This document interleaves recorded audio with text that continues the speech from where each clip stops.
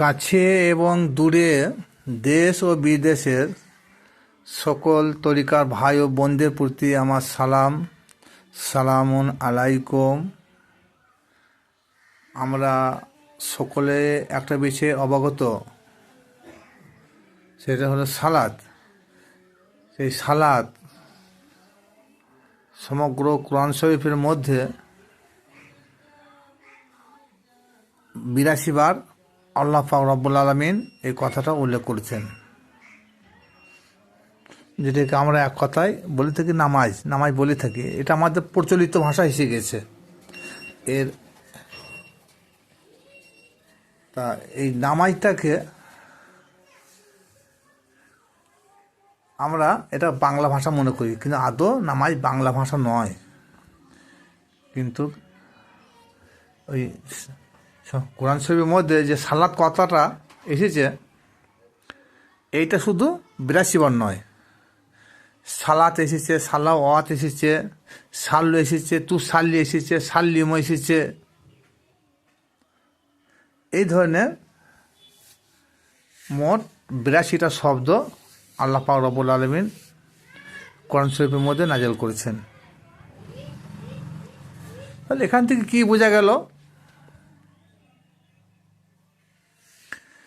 নামাজটাই যদি আমাদের মাথার তাজ হলো, নামাজের প্রতি যে এত গুরুত্ব হলো, সেই নামাজটা তো সমগ্র কোরআন শরীফের মধ্যে একটা শব্দও নাই নামাজ বলে, কিন্তু সালাত কথাটা এসেছে, সাল্লু কথাটা এসেছে, সালাওয়াত এসেছে, তুসাল্লি কথা এসেছে, সাল্লিমা কথাটা এসেছে। এই সবে মিলে আমরা সবাই সালাত বলে থাকি, যে আকিমু সালাত। এটা কোরআন শরীফে একবার নয়, দুবার নয়, ৮২ বার আল্লাহ ঘোষণা করেছেন। তাহলে যারাই কোরআনের তফসির করেছে, তারা কি জানে না যে সালাতের বাংলা কথাটা কি হবে? তা কোরআন শরীফে বাংলা তফসির করতে গিয়ে এখানে ফার্সি শব্দ কেন ঢুকলো? একটা বোঝার চেষ্টা করবেন। কোরআন শরীফে আরবি থেকে বাংলা তফসির করতে গিয়ে ফার্সি শব্দ মুফাসসিররা কেন টেনে আনলো?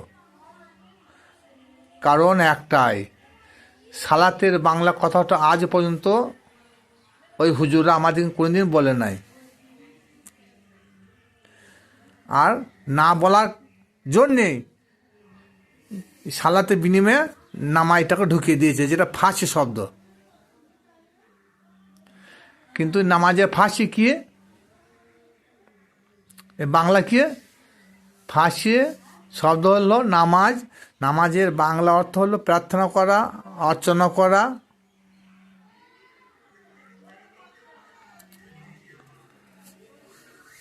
আর সালাতের বাংলা অর্থ হলো সংযোগ, যোগাযোগ, কানেক্ট করা। তাহলে দেখুন, সালাত আর নামাজ দুটো এক হলো না। নামাজের অর্থ হলো প্রার্থনা করা, আর সালাতের বাংলা কথা হলো সংযোগ বা যোগাযোগ বা কানেক্ট।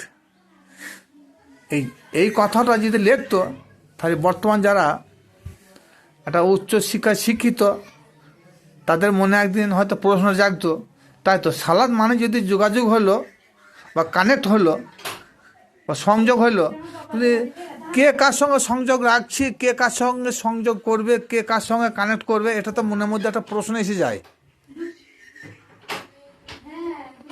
তাই তখনই আর ওই সালাতের 12টায় বেজে যাবে,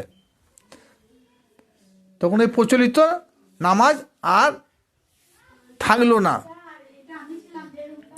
তার জন্যে যেসব হুজুরা সালাতের তফসির করেছে, আসল হকিকতটা ফাঁস না করার জন্যে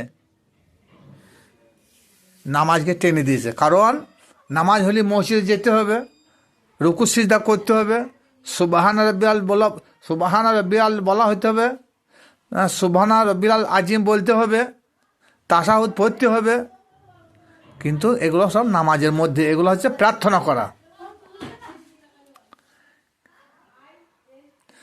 কিন্তু আল্লাহ পাক রব্বুল আলামিন যে বললেন যে আমি 82 বার সালাতে কথাটা বললাম, শুধু সালাত বলে কথাটা 82 বার লেখে নাই। আগে বললাম সাল্লু এসেছে, তো সাল্লি এসেছে, সাল্লু এসেছে, সালাত এসেছে, সালাওয়াত এসেছে, সব মিলে আমরা সালাত বলি চালিয়ে দিয়েছি যে 82 বার। আসুন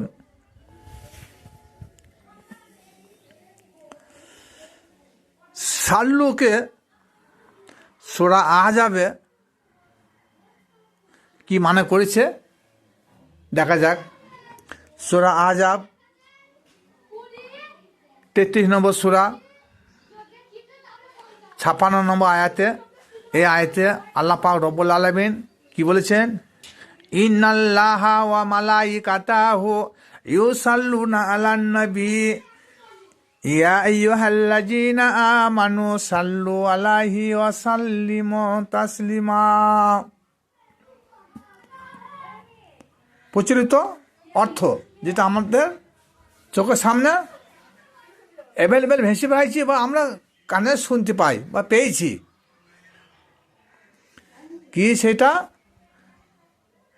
ইন্নাল্লাহা ওয়া মালাইকাতাহু, নিশ্চয় আল্লাহ তা ফেরেশতা মণ্ডলী সহ নবীর প্রতি দরুদ সালাম প্রেরণ করে থাকেন। তারপরে কি বলেন? ইয়া আইয়ুহাল্লাযীনা আমানু, হে ইমানদার বিশ্বাসীরা, হে মুমিন বান্দারা, তোমরাও আমার নবীর প্রতি দরুদ পাঠ করো। তাহলে এখানে ইন্নাল্লাহা ওয়া মালাইকাতাহু ইউসাল্লু, এই সাল্লুটা কি? দরুদ। ভাবতে অবাক লাগছে। আগে বিস্তারিত বর্ণনা করলাম যে 82 বার সালাতে কথা বলা হয়েছে, তার মধ্যে সাল্লু কথা ভরা আছে, তু সাল্লি কথা ভরা আছে, সাল্লিমও কথা ভরা আছে, হ্যাঁ, সালাওয়াত কথাটা ভরা আছে, সালাতু তার মধ্যে বিরাজমান। তাহলে সবের মানে হচ্ছে সংযোগ বা যোগাযোগ, যেটা আমাদের হুজুরা প্রচলিত মানে করেছে নামাজ। তাহলে এখানে যদি সাল্লু কথাটা যদি মানেটা যদি নামাজ হলো, তাহলে নিশ্চয় আল্লাহ নামাজ পড়ে তা হাবিবের জন্যে, আর ফেরেশতারাও পড়ে, আর যারা ইমানদার বিশ্বাসী আছে তারাও নামাজ পড়তে বলেছে তাদেরকে। তাহলে কথাটা কেমন হচ্ছে? আল্লাহ নামাজ পড়ার প্রয়োজন আছে? আল্লাহর কখনো নামাজ পড়ার প্রয়োজন নাই। তাহলে এখানে এই সাল্লু কথাটা কি মানে হবে? ইন্নাল্লাহা ওয়া মালাইকাতাহু ইউসাল্লুনা আলান নবী, সে আল্লাহর নবীর প্রতি আল্লাহ সাল্লু করে থাকেন, আর ফেরেশতাদেরকে সাল্লু করার জন্য আদেশ করেছেন, আর ইমানদার ব্যক্তিদের জন্য। এই যে দরুদটা হচ্ছে এখানে ফার্সি শব্দ, এখানে বাংলা হলো না কেন? এখানেও সে রাজভেদ ঢুকে আছে। কারণ এখানেও বর্তমান যেসব হুজুররা কোরআনে তফসির করেছে, এখানে সাল্লুর পরিপ্রেক্ষিতে দরুদকে ভরি দেওয়া হয়েছে। দরুদের বাংলা অর্থ হলো কি? দরদ শব্দ থেকে দরদ এসেছে। আবার কিছু কিছু তফসিরকাররা এই আয়াতের মানে করেছে ইন্নাল্লাহা ওয়া মালাইকাতাহু ইউসাল্লুনা আলান নবী, নিশ্চয় আল্লাহ ও ফেরেশতা মণ্ডলী তিনার হাবিবের প্রতি রহমত ও শান্তি বর্ষণ করে থাকেন এবং ফেরেশতারাও করে থাকেন। আর যারা ইমানদার মুমিন বান্দা আছে তাদেরকেও করতে আদেশ করেছে। তাহলে রহমত বা শান্তি বা অনুগ্রহ আল্লাহ নবীর উপরে পাঠাচ্ছে, তদ্রূপ ফেরেশতারাও পাঠাচ্ছে। আর ইমানদার বান্দারাও যারা ইমানদার আছেন সেই বান্দারা সেই নবীর প্রতি সেই সাল্লু করছে। মানেটা কেমন হচ্ছে হয়তো বুঝতে কারো জড়াবড়ি লেগে গেলে আমি যে উদ্দেশ্য নিয়ে বলছি সেটা কারো মাথায় ঢুকবে না। যদি দৌড়টা বাদ দিলাম, নবী তার হাবিবের প্রতি, আল্লাহ তার নবীর প্রতি বা হাবিবের প্রতি রহমত ও শান্তি বর্ষিত করে থাকেন, তদ্রূপ ফেরেশতারাও করে থাকে। আর যারা ইমানদার বিশ্বাসী আছে তারাও করে থাকে। আল্লাহর কথাটা হয়তো সেখানে মানানসই হলো, সেখানে মেনে নেওয়া হলো যে হ্যাঁ আল্লাহ হলেন স্রষ্টা, তিনি নবীর প্রতি অনুগ্রহ করতে পারেন, রহমত বর্ষিত করতে পারেন, শান্তি বর্ষিত করতে পারেন। কিন্তু আল্লাহ কি এতই অসহায় হয়ে গেল যে ফেরেশতারা নবীর প্রতি রহমত প্রেরণ করছে, শান্তি বর্ষিত করছে, অনুগ্রহ করছে, কৃপা করছে? নবী এতই অসহায় যে নবীকে সৃষ্টি না করলে স্বয়ং ফেরেশতাকেও আল্লাহ সৃষ্টি করতেন না। সেই নবী এতই অসহায় যে ফেরেশতা মণ্ডলীরা সেই নবীর প্রতি অনুগ্রহ কৃপা করছে, সেই নবীর প্রতি রহমত বর্ষণ করছে। ভাবতে বড় একটা অবাক লাগছে। একটু গবেষণা করলেই আসল তত্ত্ব সব বেড়ে যাবে। এই সাল্লু ইন্নাল্লাহা ওয়া মালাইকাতাহু ইউসাল্লু, এই সাল্লু কথাটা এই সূরা আযমের মধ্যে 3 বার এসেছে। আর সূরা নিসার 102 নম্বর আয়াতে এটা 2 বার এসেছে। সূরা নিসার 102 নম্বর আয়াতে প্রথমবার বলেছে আল্লাহ পাক রব্বুল আলামিন, কি বলেছে যে যখন তুমি তাদের মধ্যে থাকবে, আল্লাহ পাক রব্বুল আলামিন তিনি হাবিবকে বলতে চাইছেন যখন তুমি তাদের মধ্যে থাকবে তাদের জন্য সালাত কায়েম করো। এখানে আরবিটা সালাতি আছে। তারপরে কি বলছেন, যারা সালাত আদায় করে নাই তারা যেন এসে তোমার সাথে সালাত আদায় করে নেয়। এখানে সালাতের আরবি করে যাবে সাল্লু। যখন নবীকে আদেশ করছে আল্লাহ, যখন তুমি তাদের সঙ্গে থাকবে তাদের জন্য এই সালাত কায়েম করো। আর যারা সালাত আদায় করে নাই তারা যেন এসে তোমার সঙ্গে সালাত বা সাল্লু আদায় করে নেয়। তাহলে প্রথমবারে আল্লাহ কি বললেন? সালাত। দ্বিতীয়বার কি বললেন? যারা সালাত আদায় করে নাই বা যারা সাল্লু আদায় করে নাই তারা যেন তোমার পেছনে এসে সাল্লু আদায় করে নেয়। তাহলে এখানে সালাত মানেও নামাজ, যেটা আমাদের প্রচলিত ভাষা, আর সাল্লু মানেও আমাদের প্রচলিত ভাষায় সেই নামাজ। তাহলে আর এখানে সূরা আযাবের 56 নম্বর আয়াতে আল্লাহ পাক রব্বুল আলামিন তিনিও সাল্লু করছেন। তাহলে সাল্লু সালাত মানে যদি নামাজই হয়, তাহলে আল্লাহ পাক রব্বুল আলামিন তিনি নামাজ পড়েন আর ফেরেশতারা নামাজ পড়ছেন, আর যারা ইমানদার বিশ্বাসী আছেন তিনারা দেখেন আল্লাহ আদেশ করেছেন যে তোমরাও পড়ো। কীরকম একটা জড়াবড়ি লেগে যাচ্ছে একটা, কিন্তু এসব কিছুই নয়।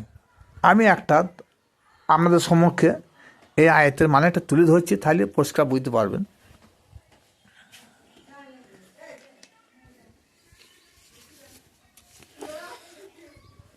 আল্লাহ পাক রব্বুল আলামিন সূরা আযাবে যে সাল্লু কথাটা বলা হয়েছে,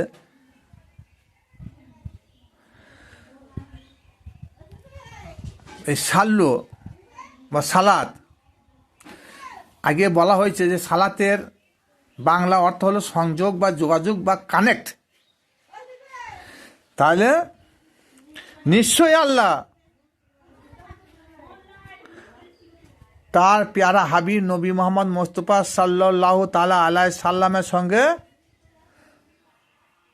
যোগাযোগ করেন, সংযোগ করেন বা কানেক্ট করেন। কারণ আল্লাহ হলেন স্রষ্টা, আল্লাহ তার হাবিবের প্রতি যোগাযোগ করতেই পারেন, সংযোগ করতেই পারেন, তাতে কোনো অসুবিধা নাই। এইবার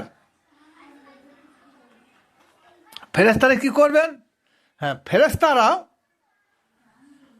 সংযোগ বা যোগাযোগ করবে সেই নবীর সঙ্গে, আর যারা ইমানদার বিশ্বাসী আছে তারাও করবে। কারণ নবীর সঙ্গে যখন ফেরেশতারা সংযোগ করবে বা যোগাযোগ করবে, তখন নবীর আদেশ মোতাবেক কর্ম করতে হবে। আর আমরা যারা ইমানদার বিশ্বাসী আছি তাদেরও কর্তব্য নবীর সঙ্গে সংযোগ করা, মানে নবীর আদেশ, আহকাম এগুলোকে আমাদেরকে মানতে হবে। তাহলে সূরা আযাবের এই 56 নম্বর আয়াতের মানেটা পরিষ্কার হলো। কারণ যে সাল্লু কথাটা বলা হয়েছে, এই সাল্লুর বাংলা অর্থ হলো সংযোগ বা যোগাযোগ। তাহলে আল্লাহর ক্ষেত্রে সংযোগ, তিনি সর্বদাই তিনার নবীর প্রতি সংযোগ বা যোগাযোগ রাখেন। হে ফেরেশতারা তোমরা যোগাযোগ রাখো। আল্লাহ ফেরেশতা থেকে এটা বলতে চেয়েছেন। আর ইয়া আইয়ুহাল্লাযীনা আমানু সাল্লু আলাইহি ওয়া সাল্লিমু তাসলিমা, তোমরাও তাসলিমের সঙ্গে, আদবের সঙ্গে সেই আমার হাবিবের সঙ্গে তোমরা যোগাযোগ বা সংযোগ বা কানেক্ট করো।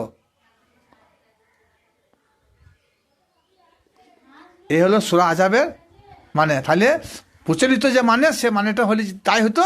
তাইলে এখানে সাল্লু কথাটা 3 বার এসেছে, তাইলে আল্লাহ নামাজ পড়ে, সেই নবীর প্রতি ফেরেশতারাও নবীর প্রতি নামাজ পড়ে, আর আমরাও সেই নবীর প্রতি নামাজ পড়ি। কেন নামাজে পড়তে হলে নামাজের মধ্যে সিজদা, সে সিজদার মালিক হচ্ছে এক আল্লাহ। তাহলে নবীর জন্য কী জন্য নামাজ হবে? আর ফেরেশতারাই বা কী জন্য নবীর জন্য নামাজ পড়বে? আর আল্লাহই বা কেন নামাজ পড়বে? এরকম ভুল কোরআনে বহু জায়গায় আছে। এরপরে দেখুন আরও একটা আয়াত এর আগে বলা দরকার ছিল। সূরা তাওবা 84 নম্বর আয়াতে এখানে আল্লাহ পাক রব্বুল আলামিন বলছেন, তু সাল্লি আলা আহাদিম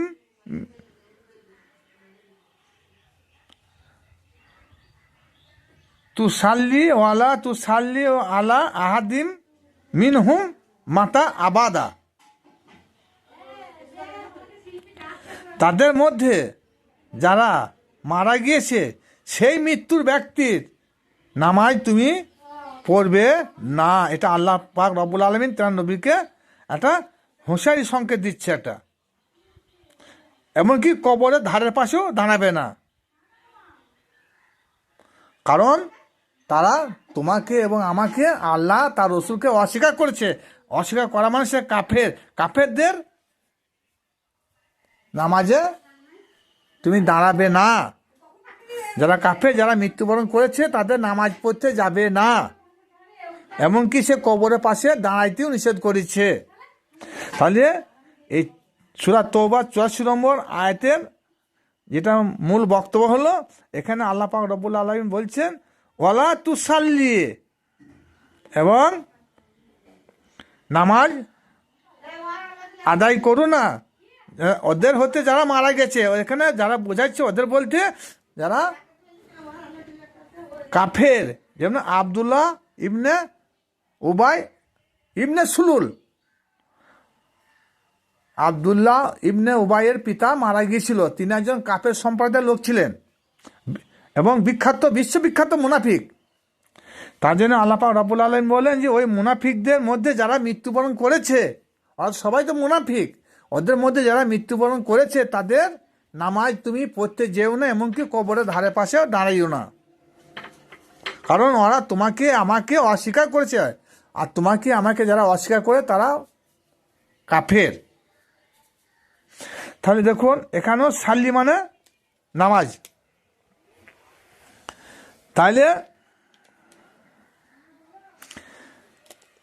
এই সাল্লি কথাটা এখানে আল্লাহ পাক রব্বুল আলামিন বলেছেন, তাহলে এখানে কি দরুদ হবে? তা হবে না। তাহলে সাল্লি নবী তুমি ওই মৃত্যু ব্যক্তির সঙ্গে কোনো যোগাযোগ সংযোগ রেখো না বা কানেক্ট রেখো না। ওই মৃত্যু ব্যক্তি যারা মুনাফিক সম্প্রদায়ে উঠা বসা করেছে, যারা কাফের হয়ে গিয়েছে, তাদের মধ্যে যারা মৃত্যুবরণ করেছে তাদের সঙ্গে কোনো যোগাযোগ রেখো না, তাদের সঙ্গে সংযোগ রেখো না, তাদের সঙ্গে কোনো কানেক্ট রেখো না। আর আল্লাহ নবী যাদের সঙ্গে সংযোগ থাকবে, যাদের সঙ্গে কানেক্ট থাকবে, তাই তো সফলগামী হবে, তাই তো হেদায়েত প্রাপ্ত হয়ে যাবে। তাহলে মূল বিষয় হলো যেটা বলতে চাইলাম, যে কোরআন পাকে যে 82 বার সালাতের কথাটা এসেছে, নামাজের কথাটা এসেছে, সেটা শুধু সালাত বা সালাওয়াত বলে উল্লেখ না। সালাত আছে, সালাওয়াত আছে, সাল্লি আছে, তুসাল্লি আছে, কামা সাল্লি আছে। তাহলে সবের অর্থ হলো সালাত বা সংযোগ বা যোগাযোগ। কিন্তু এরকম ভুল কোরআন শরীফে বহু জায়গায় বর্তমান আলেম ওলামায়রা বর্ণনা করে রেখে দিয়েছেন।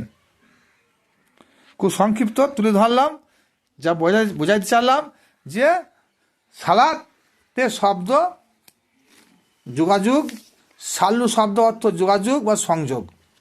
যারা তরিকার ভাই আছেন তারা এটা আরও 5টা ভাইকে শেয়ার করবেন, এবং শেয়ার ও লাইক করবেন, এবং নিত্য নতুন এই ধরনের ভিডিও পেতে সাবস্ক্রাইব করবেন। খোদা হাফিজ।